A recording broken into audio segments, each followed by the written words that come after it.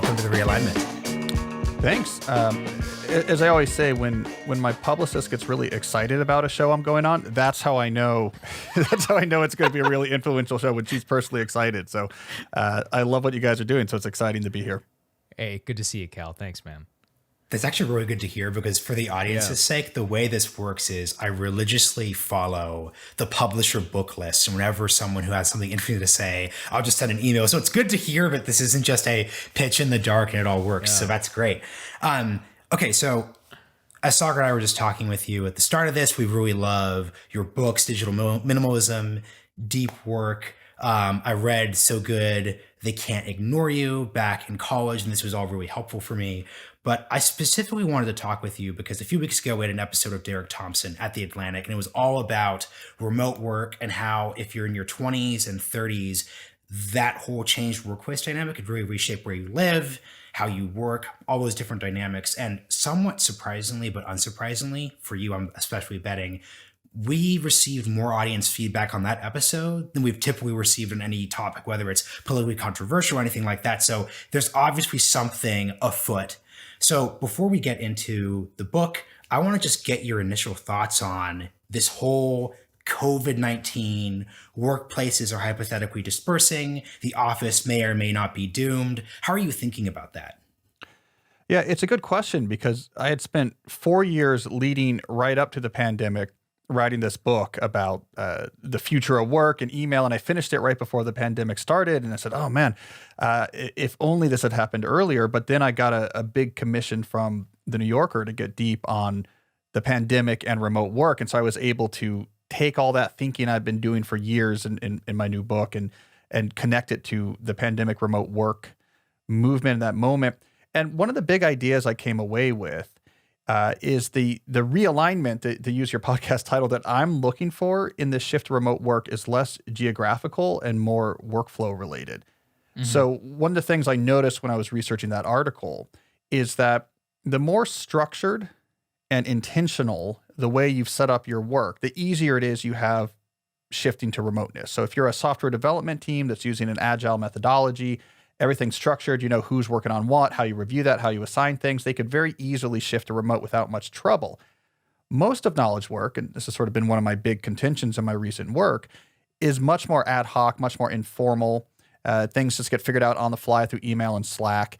And that has a much harder time shifting to remote work. And so the question I asked is the pandemic unexpected shift to remoteness going to turn up the pain point so high on this unstructured, informal way we work, where we just rock and roll in email and Slack, that it's going to force the knowledge sector as a whole to actually rethink how do we actually collaborate?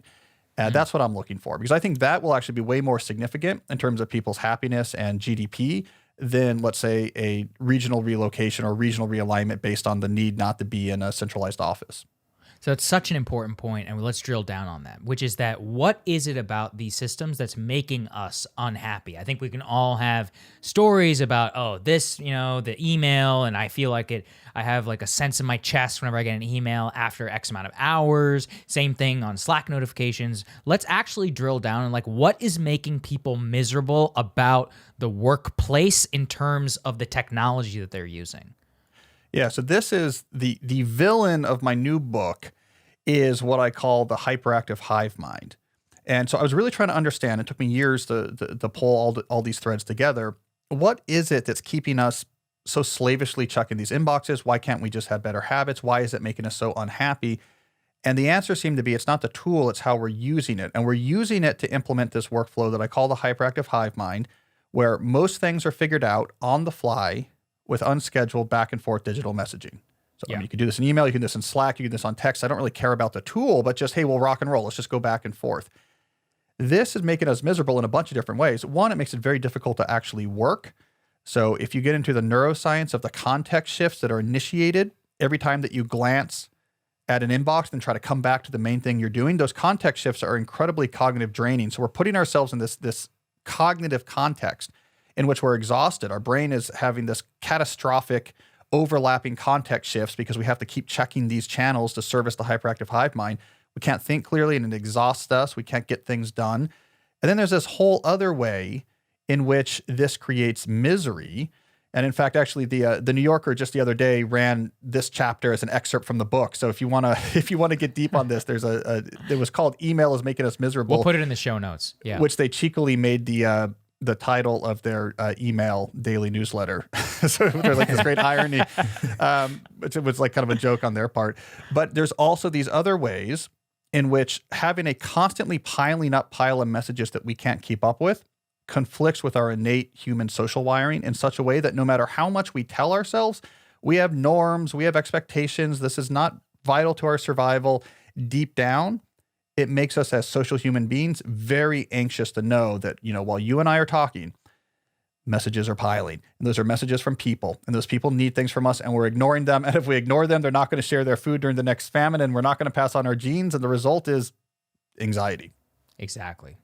So I'm not sure if this is a disagreement or not, but I'm a little more into the idea that the geographic shift could play deeply into this workplace miserable reality for people, because I remember one of your earlier New Yorker pieces in 2019 before the pandemic, you were talking about how studies have actually shown that meetings and planned concerted efforts can actually be much more effective than the spontaneous, semi-generated email reality. And what I'm experiencing as a person who went from completely in the office to a completely remote work lifestyle is that there's been a proliferation of tools, services, platforms, etc. I'm thinking about Slack for messaging, Superhuman for email, Asana for task management. There's actually just this huge list of all these products that are sort of existing to make up for the fact that sort of being in an office together is basically done for a lot of people. So I'm just curious how you think about the proliferation of digital tools, which are seeking to hyper productize all of us, but also at the same time, try to make up for the lack of concerted centralization in the workplace. Yeah, I think it's a great question because I think the tool-centric approach doesn't work, right? I mean, if I say, I've decided I want to learn how to build a cabinet, my approach is not going to be, okay, what hammer should I buy? I need to learn how to build a cabinet. Like, what's the process? You cut wood, you measure, like, how do things go together? And I think it's the problem with workplace productivity as well. We need to figure out on our own, what are the processes we're going to use to collaborate? And then we can go out and say, okay, what tools might help this? Mm-hmm. I mean, Silicon Valley wants us to work backwards from the tools because then you can have a tool like Slack that gets a unicorn valuation and then everyone makes all the stockholders make a lot of money. But that's actually not what we need. We need to figure out how do we want to collaborate, let's say in a more remote environment, what's going to work. And then we can look on the shelf and pull off what tools are necessary. And maybe it'll be some new fancy tool, or maybe it'll just be a shared Google Doc. It's in some sense, I find the tools to be less interesting. But your point is well taken that when we shift remote, but don't change anything else about how we work, it gets a lot worse. So if this is what yeah. So go ahead, Slugger. What I'm curious about, Cal, is this explosion of like fake work within remote work. And I've seen this. So I've actually largely insulated this just because of what I do, but I see this more in my observation, like of Marshall's lifestyle, my own girlfriend's lifestyle, where there's like, in the place of meetings that actually need to happen, there is this feeling by managers to force people into like Zoom breakout sessions and like forced collaboration, not necessarily for a discrete task, but just for the feeling of doing something. I mean, from that perspective, it seems like the technology might, yes, Zoom can replace many meetings. It's a blessing. We're doing it literally right now, taping this podcast, but it's enabled also just like the worst excesses of management culture by forcing people in order to do things that aren't productive, are hellish to go through in a Zoom environment. Like a Zoom breakout bonding session is just not the same as one in a conference room, which, and even in the conference room, is questionable whether that's worth it or not. Could you just talk about that element in particular? Because I think that's a big one that's straining a lot of the white collar workforce right now. Well, we're terrible at working, and I mean this in a very specific sense, is that we have given very little serious thought to how this work should actually happen. And so what we throw at it is random heuristics and intuitions, which tend to make things worse. I mean, one of the reasons why Zoom has invaded people's life during the pandemic in a way that it's more meetings they ever used to have when they're in the office. It's because we're using meetings as a proxy for productivity. People will say, I'm not very organized. Like, I know we need to make progress on this thing. I don't trust myself to basically somewhere in my own internal systems keep track of this is important and to put aside time to make progress on it. But the one thing I do is if there's a meeting on my calendar, I attend. Like, that's the one habit I trust myself. So let's just get a standing meeting. Let's just throw it. And so we're throwing all these Zoom meetings on the calendars because it's an indication of how actually unproductive our methods of working are. I think we have to have a fundamental rethinking from the ground up of, wait a second, first principles. We have a bunch of human brains. That's the main capital in a knowledge work sector, is the human brains in a knowledge work organization that are connected together through various communication tools. What is the best way for these brains to work together and add value to information? We have not asked that fundamental question yet. And so now we're in this morass of let's just rock and roll an email and Slack and jump on Zoom meetings to make sure that some progress gets made. And it is getting us a fraction of the possible valuable production we could be doing while also just making people completely miserable. So let's put some meat on the bones then. Let's pretend that you have, for whatever reason, left academia and you're now running a startup, or you're managing a sector or a division of a bigger legacy company. How would you wake up, let's say March 15th, 2020, try to organize a workplace, or at least suggest some principles for anyone who's trying to make that shift? Because I think this is the key thing about reading your work. Even before COVID, managing these shifts were difficult conceptually, and we've just 10x the difficulty here as everyone's trying to shift through this at the same time. Yeah. Well, so I would have a process reengineering mindset. I mean, this was the miracle innovation of the industrial sector. It's why the industrial sector grew 50x between 1900 and 2000 and became the foundation of basically the economies of the entire developed world, is because they figured out we should actually identify the processes, like how do we produce magnetos? How do we produce tires? How do we put them together on the car? And keep asking, what's the right way to do this? And that thinking was a productivity explosion, the classic example being pre and post assembly line in the Ford plant, right? It was a 10 to 100x explosion in how efficient we were at producing cars. I would have that same thinking for my team if I ran a startup. Let's actually be explicit. What are the actual processes here that make up what we do? There's the sort of brainstorming ideas. There's the answering clients' questions products. There's the customer service response process. There's the whatever, producing computer code process. Let's name them.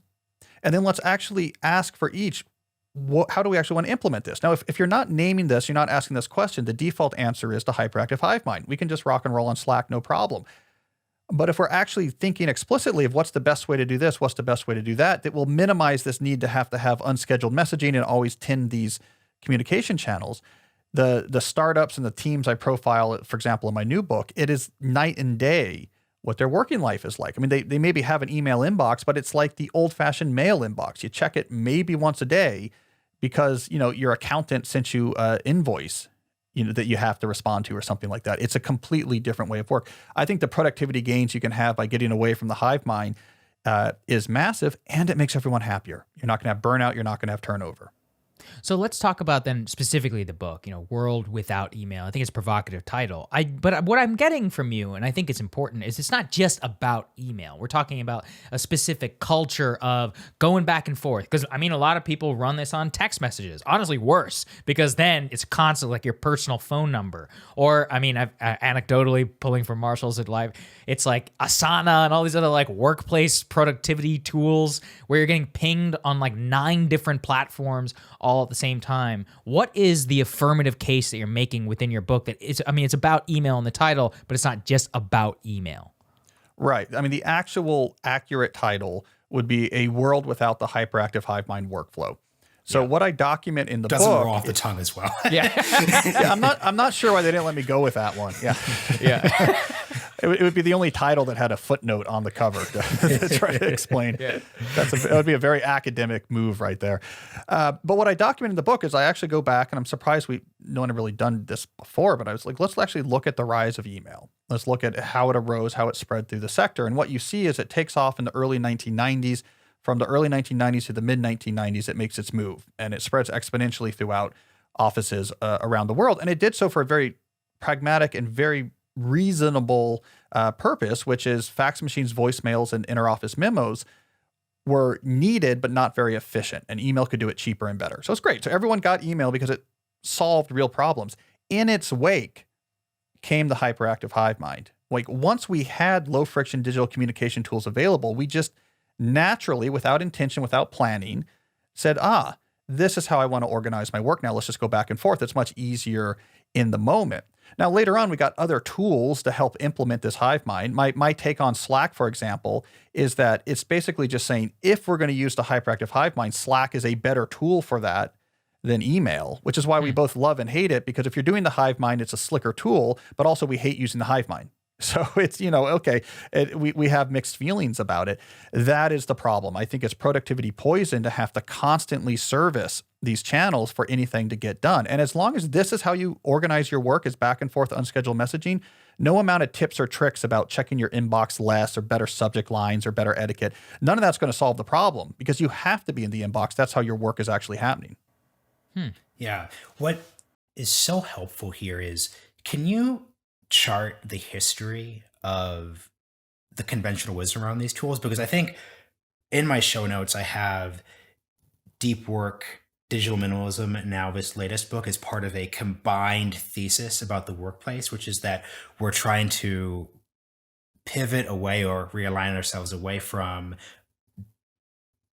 digital techno optimism. It's almost just unthinking. So you're trying to stop saying, oh, hey, we're on email. That means that we're inherently more productive. Or, hey, we just have these 5 new tools. That means we're more productive than we were 3 or 4 years ago. What I loved about your telling of the history of email was, if it's 1992, email is better than faxing. That's definitely true. But at some point, we hit a saturation point. When do you think that was? And how have you charted people shifting through the wisdom shifting there?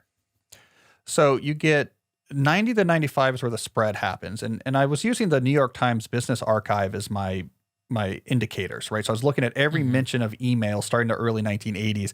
As late as the late 1980s, they're still putting email in quotation marks and capitalizing the E, right? It was this thing. By the early 1990s, people are excited by it. Later in the 1990s, it's definitively being called the killer app of that decade. Spreadsheet was the killer app of the 80s. Email's the killer app of the 90s. And within a few years, it went from niche to a $500 million a year industry. You start to get pretty consistent concern about email overload by the early 2000s. So, I mean, I think we had this five-year window. In the middle of that, we got the Tom Hanks, Meg Ryan movie, You Got Mail, where they were very excited. Yes. Hey, we have an email and this is so exciting. By the early 2000s, you're starting to see the pushback. By Getting Things Done, David Allen's book, email overload is one of the big things he's trying to push back. In 2007, we get Tim Ferriss's The 4-Hour Work Week, which now we think of in terms of lifestyle design and these automated businesses. But if you go back and look at what kicked that off, was this big Silicon Valley reception, this excited Silicon Valley reception that got started at the South by Southwest Festival that spring. The thing that got them all so excited was the idea of being much more aggressive about reducing email. So basically, it spread and we were exuberant for 5 years, an interstitial period of 5 years, and then we were completely overloaded. So it was a short-lived period of exuberance with this tool. Cal, let's track the history of that movement, because this is actually really interesting. When I think of '07, I also think of what else was the big term in the discourse at that time? Crackberries, right? They're like, everybody's addicted to their BlackBerry. And actually, in terms of elite conversation, we did have a discussion. We're like, man, people are addicted to their BlackBerries. This is crazy. Something about the iPhone killed that discourse. And I'm not entirely sure what it is. Maybe it's because attention became monopolized, not just within email, but within all apps. Why did the Crackberry movement, quote unquote, which at least, it was on the Today Show. Like, people were thinking and talking about this. It was almost killed in its step by the iPhone, and if anything, things have gotten 10 times worse than the Crackberry, phenomenon. Why didn't that take off societally? Well, I mean, first of all, I think it's important to sort of realign to thinking on this, that we use this addiction lens to think about us using this too much, which I think has halted us having clear thinking on it, because the reality is the workflow demanded the checking. So we were misunderstanding even in the early Crackberry period. We were thinking, wow, people are, it's a failure of personal will. They're addicted to checking their BlackBerry. The real story was we have look how drastically we have changed the way we collaborate, that it now necessitates that you are constantly checking in on communication channels. That's a huge shift. Are we sure that's a smart shift? I think you're absolutely right about the iPhone squashing that burgeoning crackberry pushback, because what the iPhone kicked off was a new cycle of techno exuberance that was built more around consumer-facing tools. So with the iPhone now, we have these consumer-facing tools. Steve Jobs was a splashy figure. The interfaces were slick. We had the rise of phone-based social media began to emerge right around 2010. And now we were using these phones all the time for all of these different consumer-facing reasons that were in a huge bubble of exuberance. I used to get hammered whenever I would publish something in this period that was, let's say, skeptical about social media. I once wrote an op-ed for the New York Times that was saying, I think young people, the kids on my lawn these days spend, they put too much emphasis on their social media profiles are going to help their career. They should actually focus on their skills. And the New York Times actually commissioned a response op-ed because that so infuriated people that someone would say something mean. So we have this exuberance around all of these other Apple ecosystem tools. I think you're absolutely right. The fact that we were checking this all the time for email got lost in that noise. So that signal was no longer, it wasn't isolated long enough for us to say, well, wait a second. Are people really addicted to clicking CCs? Why are they checking this thing so much? Something must have realigned. We should probably check it. We should probably look into it, but we didn't, because of all this other device-related exuberance that I think you're absolutely right, obscured it. Yeah. So this is a more personal question raised by your referencing of that New York Times op-ed. 2000s, that is a hot take.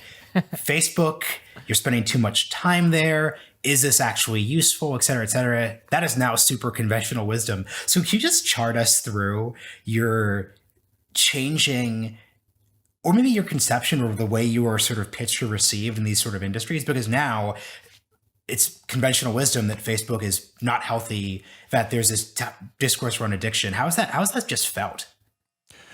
So it's a really interesting shift that I can pretty accurately pinpoint. In fact, the shift was so and it's so quick. The shift from exuberance to skepticism happened so quickly that's why I had been working on this book, A World Without Email, since 2016. I put it on pause to write Digital Minimalism because that shift was so profound and intense that I thought this is incredibly timely. I need to talk about phones. Donald Trump was the pivot on that, right? I mean, it's you can almost poetically chart my experience with these issues. I would get this pushback. I gave this like TEDx talk early in 2016 on quitting social media, where you could clearly see people in the audience on social media on their phones while I was talking.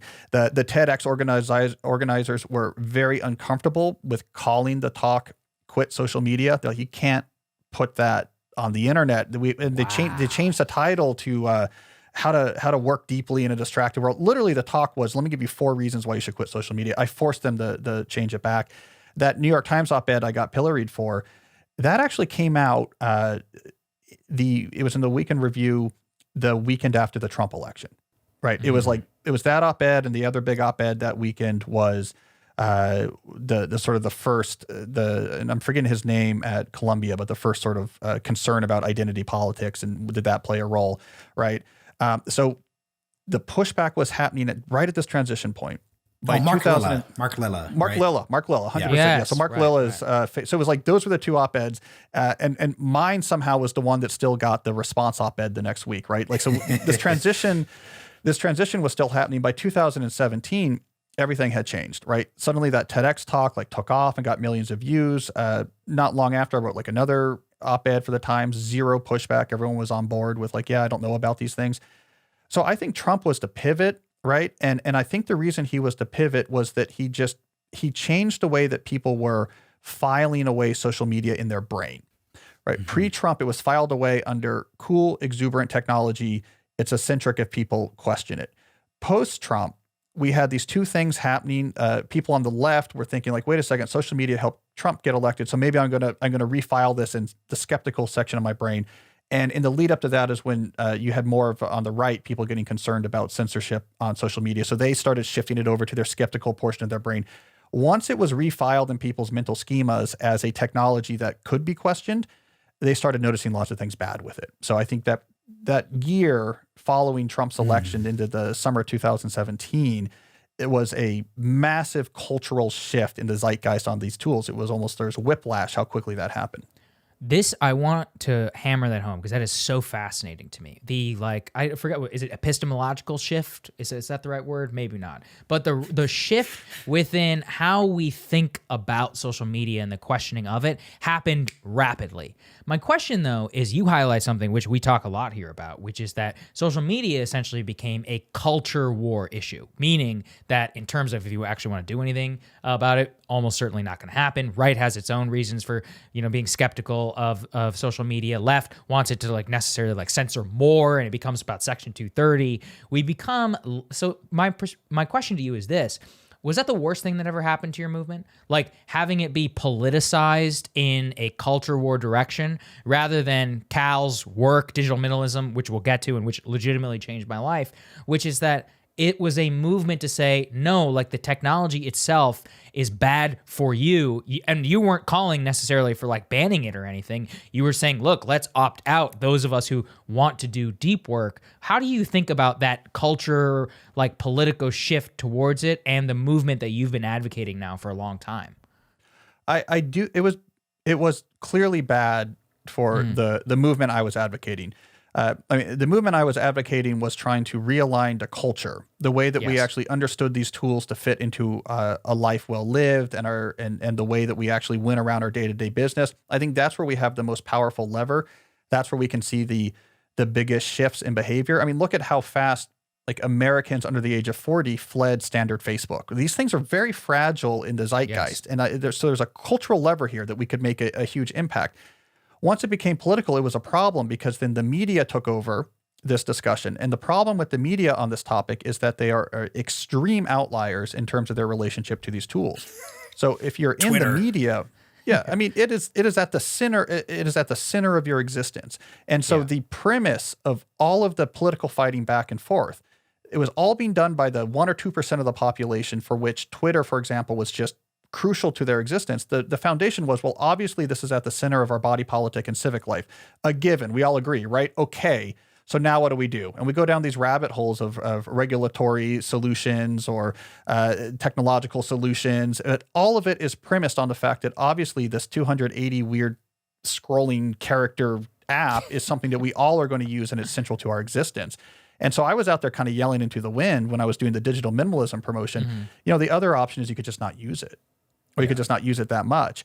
And that got a frosty reception. I think if you weren't out there pushing systemic solutions that involved either very large legislative interventions or very large technological innovations that were going to sort of manipulate the masses into behaving the proper way on these services, we were largely dismissed. But that book, Digital Minimalism, it really spread. And it spread not because people in the media were saying this is the solution, it's because individuals were saying, yeah, this made my life much better. Here, you read it. And so there's this grassroots alternative pushback on social media, which is much more the way we dealt with smoking, right? I mean, we didn't try to, we didn't make cigarettes illegal or legislate nicotine out of cigarettes. We changed the culture on cigarette smoking and its acceptability. And now those rates are much lower. Yeah. I'm increasingly obsessed with the framework of conceiving of the internet, social media, all these practices as being the equivalent to the printing press in the 1500s, 1400s. There's this massive technological change which has uprooted our society in so many ways, and in many respects, the only way through this really tumultuous period is by going through it. And I sound a little libertarian when I say that, but I think it does speak to the fact that there are possibilities that we could see the dynamic quickly shift. So can you talk a little bit about what you just hit on with Facebook losing people under 40 so quickly? Because the way this tends to be talked about when you're approaching it through the technological framework or even the regulatory framework is, look at Facebook as this multi-billion-dollar company. It has all of its power. Mark Zuckerberg in many ways is not an attractive CEO. Therefore, this has to be dealt with. But people left. Why did people leave Facebook from your perception? And what should that reality inform us about the way that we see social media developing? And then I have a follow-up question after that too. Well, so I think that migration points towards a bigger trend, which is a trend that makes me very bearish on the idea of massive social media platforms. So I'm almost alone in my prediction that I don't think we're going to have a long-term future of having a small number of massive private platforms that people use. I actually think that's going to be a transitory moment in our technological trajectory. And here's the thing that I think is key here. The major social media players right around 2012 decided to try to maximize more views in the moment. They destabilized what was then their greatest advantage, which was the network effect. Yeah. So like this was Facebook's big thing, right? All the people you know are on here. That's what makes it useful. So that now if you come on here, you can connect with your friends and family you already know. And this was the whole argument in Silicon Valley that, okay, this creates this quadratically growing network effect advantage that, once you're at 1 million users, your value is so massive, 100 billion times more massive than someone with one user that no one can ever catch up. And that's why they're going to be these monopolies. But they got rid of that by basically switching to a newsfeed model inspired and scared by Twitter. They say, we'll switch over to a newsfeed model where it doesn't really matter that your cousin is on this service. We're just a source of entertainment. We're going to have this algorithmically optimized feed that you can just look at. It's going to be interesting and it's going to press buttons. And we have a lot of data, so we can maybe select these things really well. So they left the connection with friends and family game and went to this diverting, distracting information game. So all the communication, the social internet communication just migrated to other tools like group text messages and WhatsApp, and which is why, Facebook bought it. These other tools were like, okay, I'll connect to my friends and family using the internet with other tools, not on social media networks. But I think this was a great Achilles heel type of moment for these platforms, because when what you're mainly offering is diversion, now you're competing against everything else that can offer diversion. Now you have 25 major streaming services putting hundreds of billions of dollars into their content. Now you have podcasts that you're going to have to compete with. Now you have any other innovations. You have Clubhouse that's going to emerge, where I don't care if my cousin's on Clubhouse. I'm going into this room because, I want to see what like Marshall has to say or something like this. And so I predict that the centrifugal force is going to kind of throw apart these big platforms, because once they're just a source of diversion, there's better ways to do it. And I think that's why we saw the Facebook migration, is because once it was just a news feed, once people got a little bit, I don't quite like this news feed as much. Let me go over to Twitter. It's a slightly better news feed. And there's going to be something that's slightly better than Twitter. You're going to leave Twitter. I think that was going to be the great undoing. And I'm a big predictor of what I call long tail social media. I think we're going to destabilize towards much more small and niche networks, like-minded people, techno fit to the type of things they're trying to do. Maybe some of these will be paid so that there's less data manipulation, but I might join 3 or 4 small networks that really hit a sort of aspirational or social connection need I have. There's no need for me to be on a massive network. I don't need everyone I've ever known to be on the same network for me to get value. And so this is why I'm bearish on all these large platforms. I love how you actually hit what I was going to follow up on, which was, how do you see social media evolving as we go into what people are starting to call sort of social media 2.0, which, like you said, is smaller. It's more centered on communities. In many ways, it's decentralized. In other ways, it leverages things like audio, and that's the example of Clubhouse, which we've talked a lot about. It's less textual. The algorithms might or might not play as much of a role there. You basically gave your thoughts on the prospects for that space, but I want to think about the societal implications for that space, because I hate Facebook. I don't use it. Not a problem at all. But that being said, with Facebook and Twitter, there is something to the idea of there being an open, large public square where people interact, where there aren't, obviously people talk about filter bubbles on Facebook and Twitter, but the ultimate filter bubble is a closed newsletter that's paywalled. The ultimate filter bubble is definitely 50 people who you're on a Discord server with or something like that. So can you just speak of the societal implications of social media getting more intimate and nicher, but also more cut off from a broader body politic? Well, I think there's going to be more differentiation. So a lot of these niche long tail social media type platforms are going to play roles like social connection, aspiration, self-development, entertainment, for example. Something else, I'm not quite sure what's going to play the role of news, let's say news and information dissemination. I'm assuming it's going to be a little bit less disaggregated. I mean, it was both the advantage and disadvantage of something like Twitter is that you homogenize all information. But when you homogenize all information, it all looks exactly the same. It's all in the same format. It can all be spread equally the same. You lose a sort of subjective distributed curation that occurs when there's friction in producing information and having it be seen. So, I mean, if we go back to 2007 and look at an era where blogs were more ascendant, there was a real friction to blog production in the sense that it was difficult to get readers. I mean, you had to, unlike in the sort of collectivist attention setup of social media, where now TikTok will literally with algorithms titrate out exactly how many views you get just to keep you feeling good about yourself and hooked and wanting to try to get more views. The blog world was, it was more brutal in that sense, but anyone could start a blog. And so the ones that rose and gained some prominence, you had like Daily Kos during the 2004 election, and during this 2007 period, you also have like the rise of Ezra Klein blogging out of his dorm and out there in California. Is everyone could get into the world, but it was pretty competitive to gather enough attention to have influence in the world. I'm sort of convinced that more distributed grassroots curation worked pretty well. And so when we got rid of the friction, it's not just that anyone can produce, but it all looks the same and it can all spread the same. I think that's where you get into these issues of it gets very hard to disentangle information, misinformation, what is misinformation, and there's no way to actually explicitly curate that properly in a homogenized information environment. The distributed curation of having some more friction, anyone can produce, but there's friction in getting seen. I'm hoping we fall back into a model where there's something like that going on, because I actually thought it was pretty effective. It's so interesting, to think about, because everybody, people are like, oh, actually it was good, that the Twitter largely killed blogs, didn't kill blogs entirely. What it actually did, it's kind of what you were saying, is it skimmed like the chaff of all blogs, which were mostly terrible. The best blogs obviously did survive. So I don't know, in a way, yeah, the friction I think is good. I agree with you, especially, here having to attain an audience, Rising having to attain an audience. I do actually think it does make you better at what you do. I'm curious, because deep work is the other thing you're best known for. And this is something Marshall and I were talking about recently.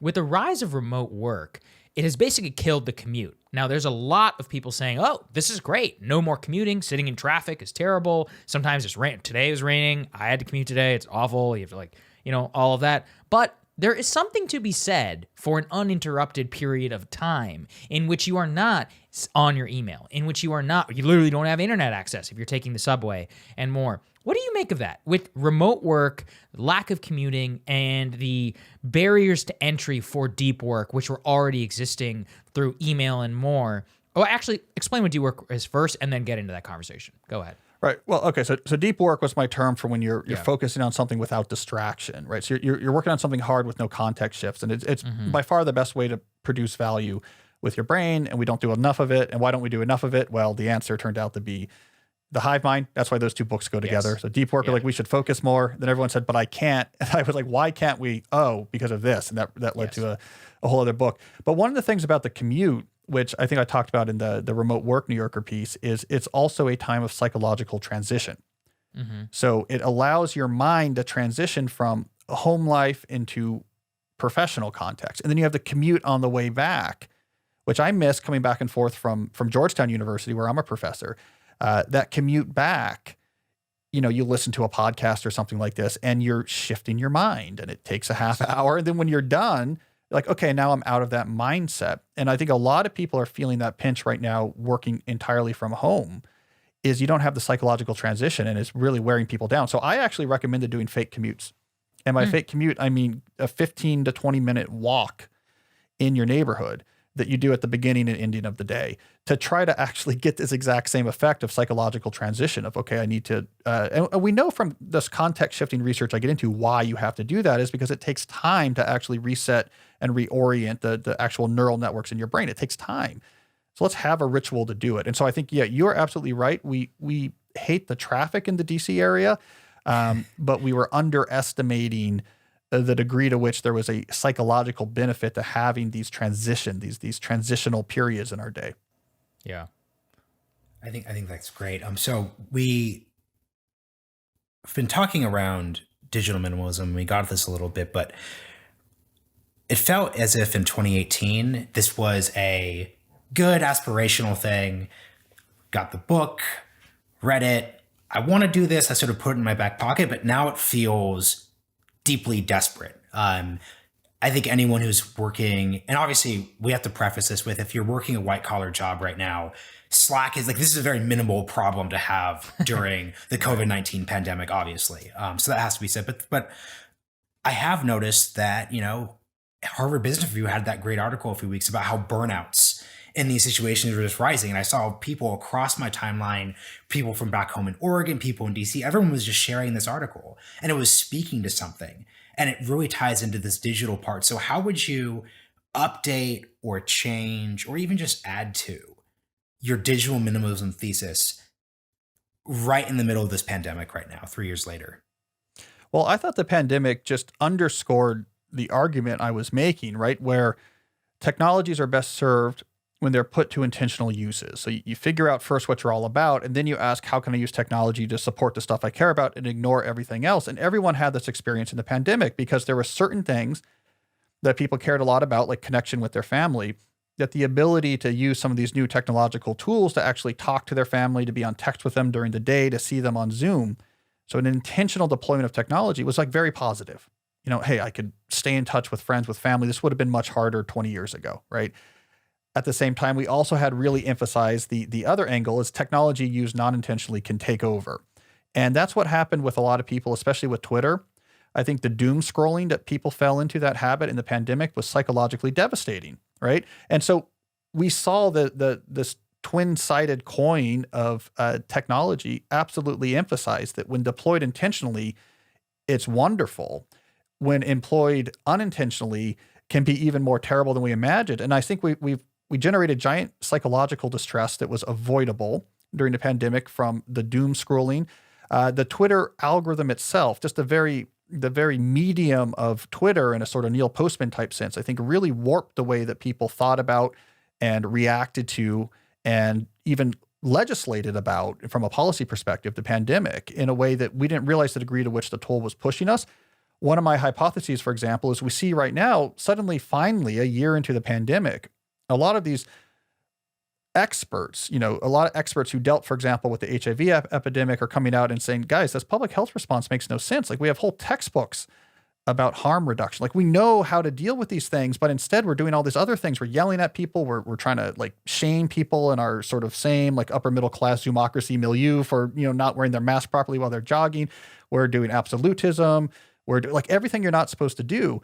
I think that's all Twitter. I think we had been trained rhetorically through Twitter to be in this tribal dunk culture where what's important is don't give any inch to the other team.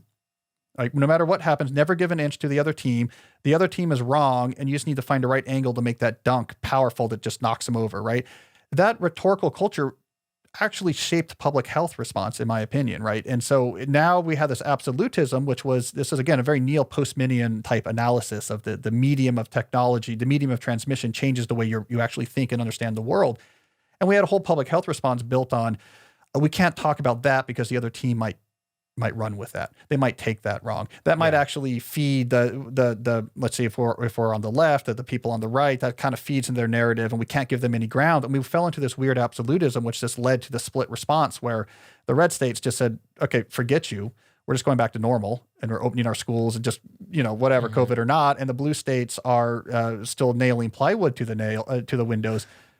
That's the tool. And I think we're going to look back 5 years from now and say, my God, this is going to be a case study. Just like we talked about how the radio and FDR changed the whole response to the war, Twitter and the pandemic, we're seeing the consequences of having a tool that has a powerful impact on the way the brains actually operate of the sort of the elite and commentariat. And it made a real on-the-ground difference to especially poor and working class families, what they had to face with school closures and lockdowns. So it's a case study in action of how the properties of a tool can have a massive real world impact on just what your life is like.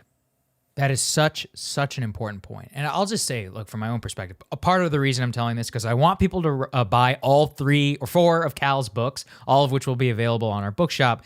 Like I said, on digital minimalism, I felt that sense of urgency that Marshall was discussing, particularly right after the election. But the reason I'm asking this question and telling my own story is because I'm curious what you would say to aspiring media people.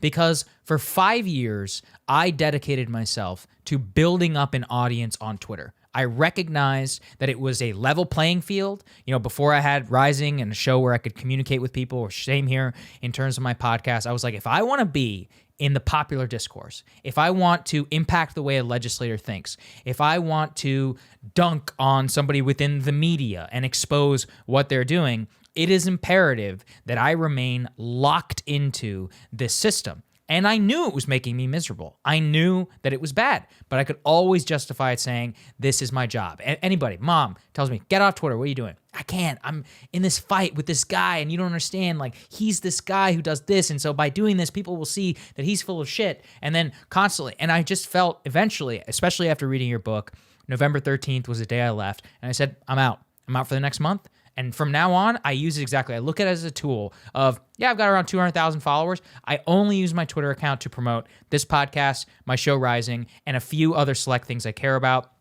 Tweets have gone down by 96%.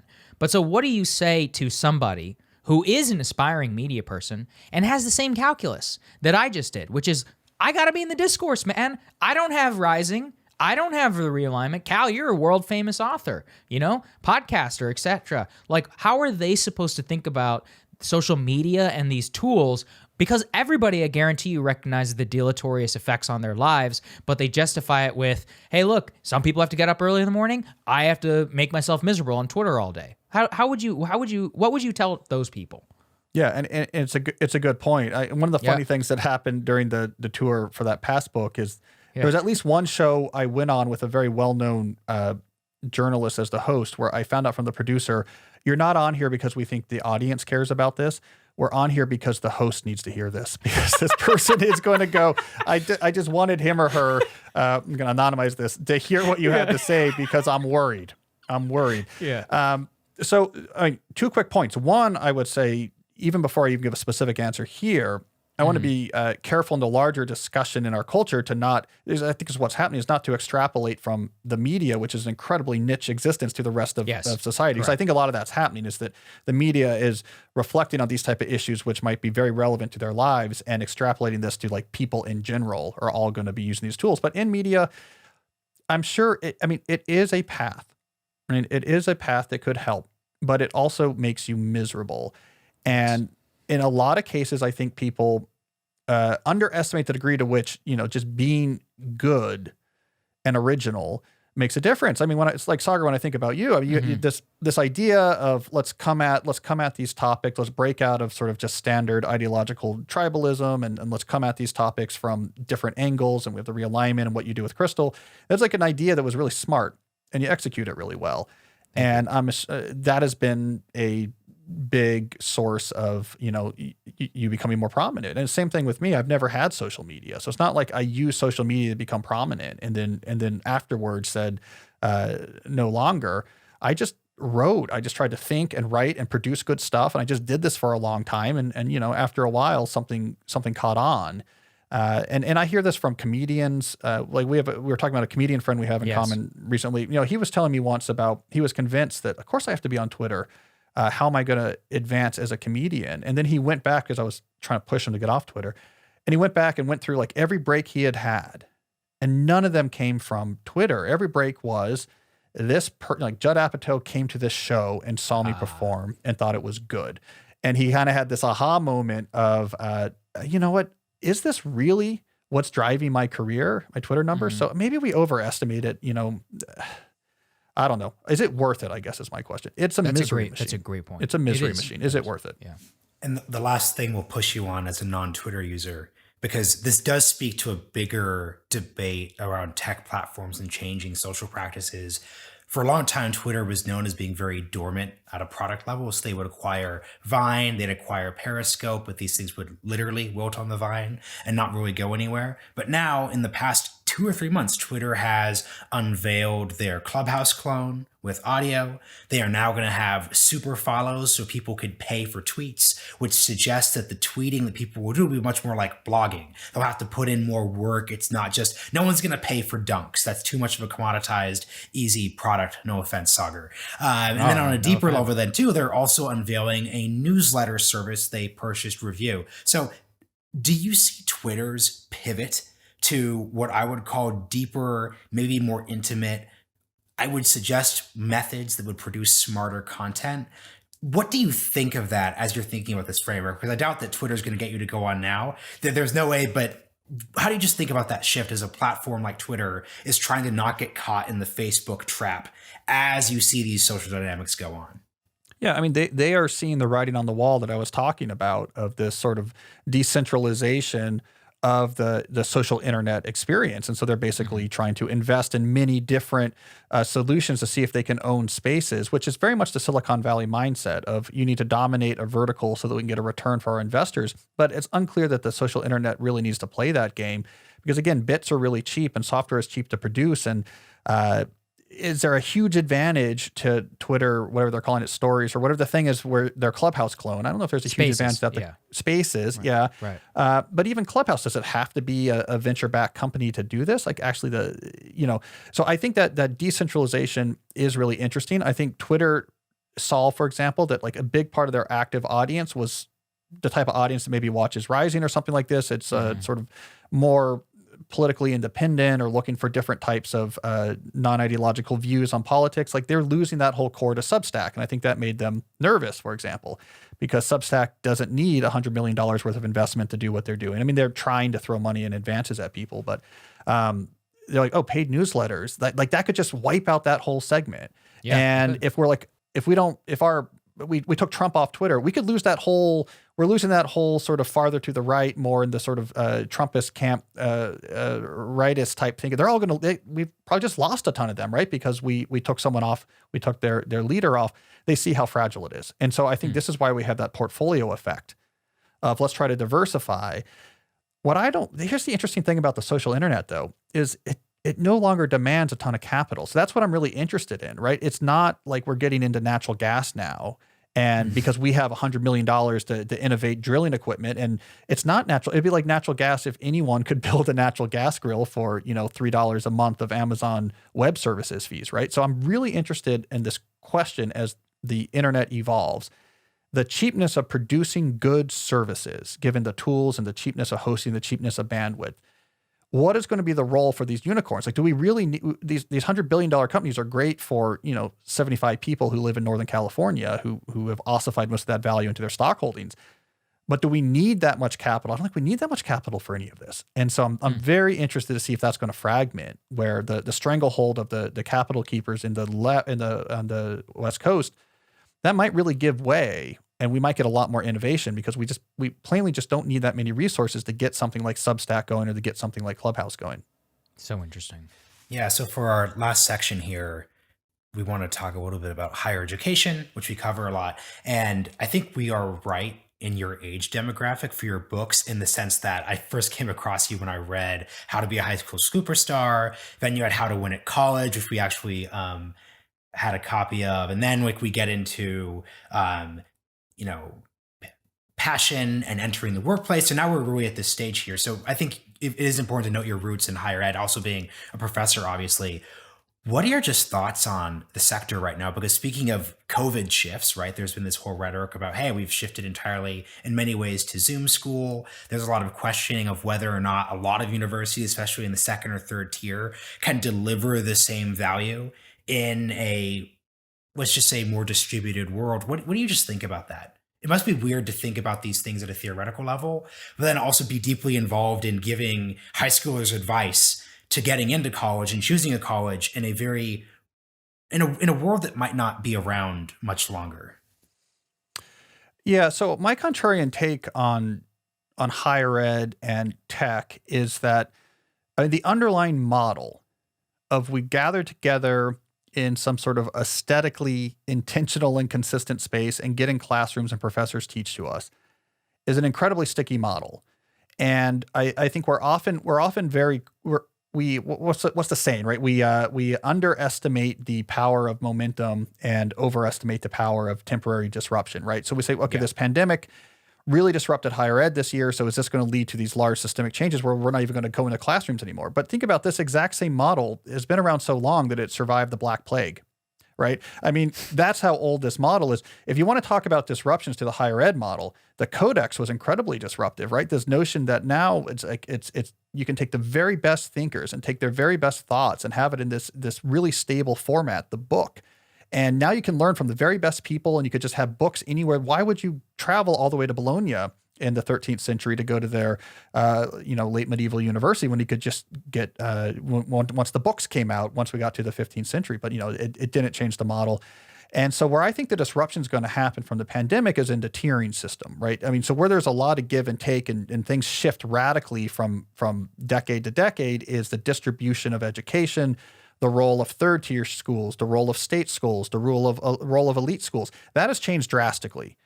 Even in between generations. And so like the distribution of the different types of higher education schooling available is very different now than it was 20 years ago and very different now than it was mid-century. So there, I think we are going to see some sort of big disruption, like especially this large growth of third tier but expensive schools that sort of lived off the back of government-backed funding and just trying to capture kids with the thought of just like our campus is nice and just kind of make these subject. That might get really disrupted. Swimming pools. Yeah.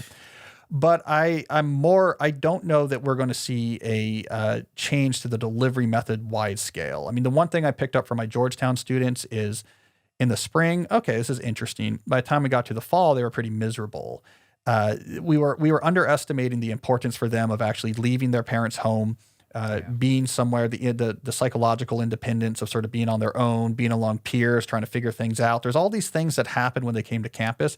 And so by the time we got to October or November, people were struggling.